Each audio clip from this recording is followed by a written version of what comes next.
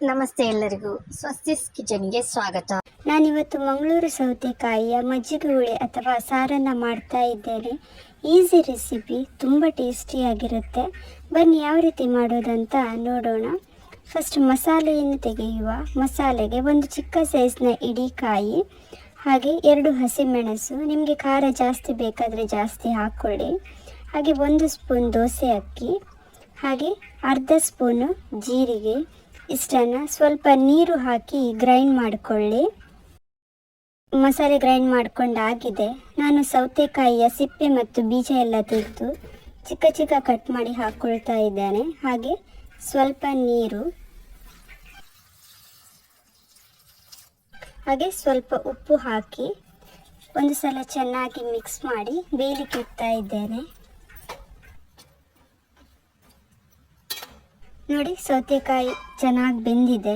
ಇವಾಗ ರುಬ್ಬಿಕೊಂಡ ಮಸಾಲೆಯನ್ನು ಹಾಕೊಳ್ಳೋಣ. ಈಸಿ ಇದೆ, ಹಾಗೆ ಕಡಿಮೆ ಇಂಗ್ರೀಡಿಯೆಂಟ್ಸ್ ಹಾಕಿ ನೀವು ಕೂಡ ಟ್ರೈ ಮಾಡ್ಬೋದು. ಒಂದು ಸಲ ಚೆನ್ನಾಗಿ ಮಿಕ್ಸ್ ಮಾಡಿ 5 ನಿಮಿಷ ಮಸಾಲೆಯಲ್ಲಿ ಚೆನ್ನಾಗಿ ಬೇಯಲಿ.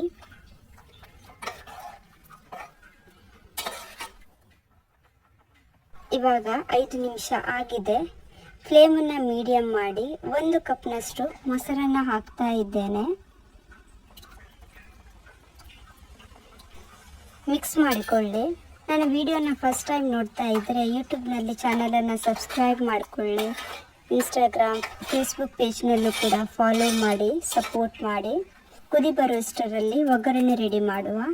ಸ್ವಲ್ಪ ತೆಂಗಿನೆಣ್ಣೆನ ಹಾಕ್ಕೊಂಡಿದ್ದೇನೆ. ಇದಕ್ಕೆ 1/4 ಸ್ಪೂನಷ್ಟು ಸಾಸಿವೆ, ಹಾಗೆ 2 ಜಜ್ಜಿದ ಬೆಳ್ಳುಳ್ಳಿ, 1 ಒಣಮೆಣಸು, ಹಾಗೆ 2 ಎಸಳು ಕರಿಬೇವು.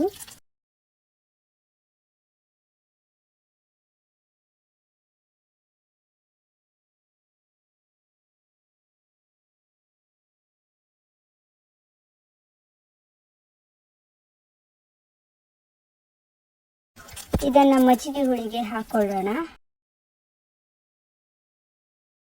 ಮಿಕ್ಸ್ ಮಾಡ್ತಾ ಇದ್ದೇನೆ. ಒಳ್ಳೆ ಘಮ ಘಮ ಪರಿಮಳ ಬರ್ತಾ ಇದೆ. ಸೂಪರ್ ಆಗಿ ಬಂದಿದೆ. ಇನ್ನು ಗ್ಯಾಸ್ ಆಫ್ ಮಾಡ್ತಾ ಇದ್ದೇನೆ. ಸರ್ವ್ ಮಾಡಿಕೊಳ್ಳೋಣ. ಬಿಸಿ ಬಿಸಿ ಅನ್ನ ಜೊತೆ ಊಟ ಮಾಡಲಿಕ್ಕೆ ಸೂಪರ್ ಆಗಿರುತ್ತೆ. ಖಂಡಿತ ಈ ರೆಸಿಪಿನ ನೀವು ಟ್ರೈ ಮಾಡ್ತೀರಾ ಅಂದ್ಕೋತೀನಿ. ಇದು ಇವತ್ತಿನ ರೆಸಿಪಿ ನಿಮಗೆ ಇಷ್ಟ ಆಗಿದೆ ಅಂದ್ಕೋತೀನಿ. ಇಷ್ಟ ಆದರೆ ಪ್ಲೀಸ್ ಒಂದು ಲೈಕ್ ಮಾಡಿ, ನಿಮ್ಮ ಫ್ಯಾಮಿಲಿ ಫ್ರೆಂಡ್ಸ್ಗೆಲ್ಲ ಶೇರ್ ಮಾಡಿ. ಹಾಗೆ ಮತ್ತೆ ಸಿಗ್ತೀನಿ ಒಂದು ಹೊಸ ರೆಸಿಪಿಯೊಂದಿಗೆ. ಅಲ್ಲಿ ತನಕ ಬಾಯ್.